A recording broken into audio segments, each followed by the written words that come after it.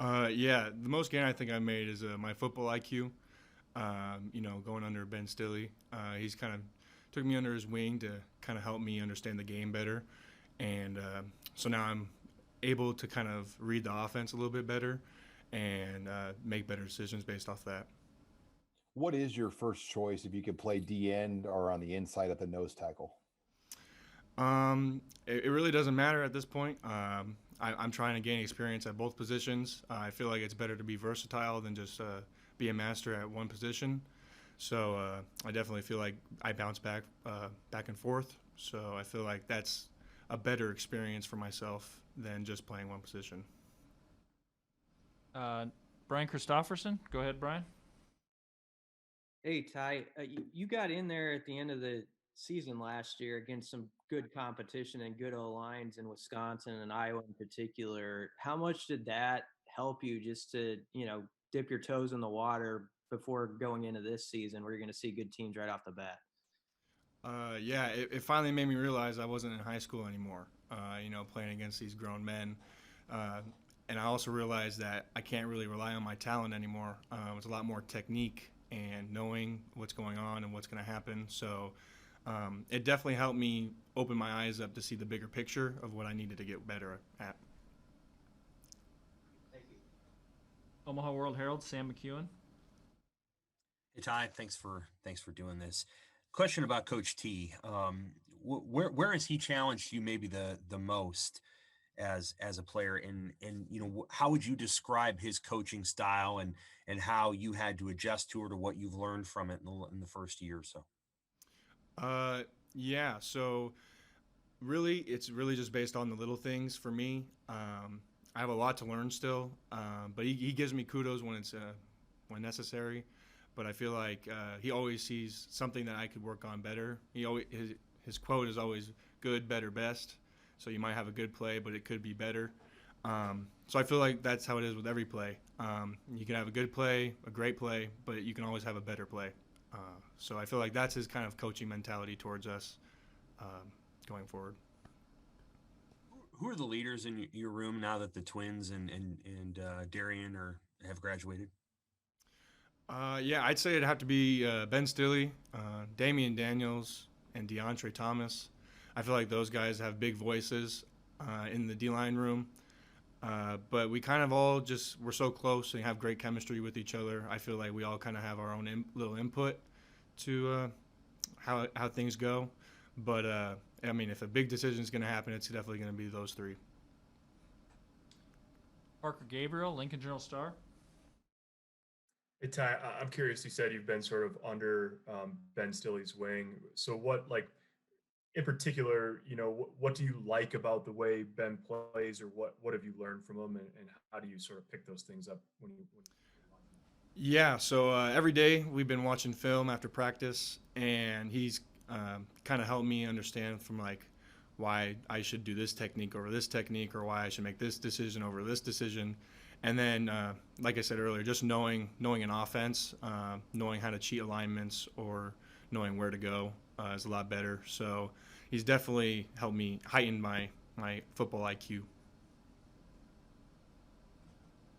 WOWT, Joe Nugent. Hey, Ty. No doubt it's going to be a unique year inside Memorial Stadium without any fans, but everybody has the opportunity today to purchase a cutout of himself, a photograph of some sort. So as a player, I mean, how much do you think you're going to appreciate it when you go out there and you'll see, thousands of Husker fans with them being there without actually being there?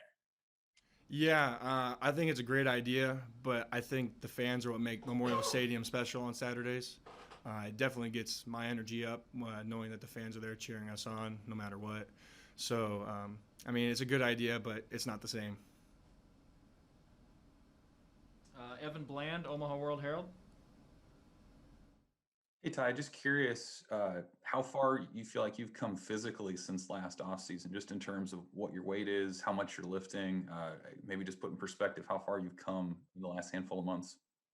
Yeah, so it helps when you work out with Coach Duvall and under his strength staff. I feel like I've definitely had big jumps in the weight room, and it's definitely been put out in the field. But to thank for that, I have Chris Walker and Damian Jackson. They took me as their workout partners, and I mean they just go crazy in the gym. So for them, I'm thankful for that, and I just feel like my physicality has gotten a lot better too, and I'm a lot stronger, and I can take on these bigger guys in their blocks. Kevin Suits, Channel 1011. Hey, Ty, your teammates were saying how you guys have gone live over the past few days. How much has that maybe allowed you to showcase your full potential and maybe create some separation as you battle for a position, just knowing that you can show your full skill set and get down to the trenches and be pretty physical? Yeah, I mean, it's been good. I mean, we've been able to get tackles. It's great to hear a pop again instead of just, tagging off. But I mean, there is competition, but I feel like everybody just wants to see everybody succeed. And so we just want to put the best guys in there for the right time. And so whoever that may be, we're okay with it as long as they get the job done. From The Athletic, Mitch Sherman. Hey, Ty, you mentioned earlier here about, kind of having an awakening at the end of last season, about how your talent wouldn't, get you as far as you wanted to go, or as far as it did in high school. What do you think about the way that carries over to this year, especially because of the way that you guys are opening the season? I mean, there's certainly not any kind of tune-ups on the schedule for you in October. Yeah, it just kind of taught me that you got to step up to the plate whether you're ready or not. Just gotta kind of throw yourself in there. But I mean, with knowing this stuff, it's either you're ready or not. And I feel like I've progressed enough from last year to this year to where I can at least do my part of the job. I don't hopefully well, but I can feel like I can produce for this team just a little bit more than last year. Does it sharpen your focus to see Ohio State and Wisconsin in week 1 and 2? I mean, you could say yeah, but at the end of the day, they're just another football team, another great football team, and we're still going to prepare the same way we prepare for every team. So going with that, I guess if the hype's there, the hype's there. If it's not, it's not. We're still going to play football. We'll finish up for Ty and for today with Brian Christopherson, Nebraska 24/7. Hey, Ty, Coach Tuioti mentioned you were coming along strong, but he also mentioned Casey Rogers as a guy who's been making some strides. I just wondered if you could offer some commentary on him, on what you've seen from him, in the last few months or over this offseason. Yeah, so Casey's also one of those guys that have joined me and been watching film every day.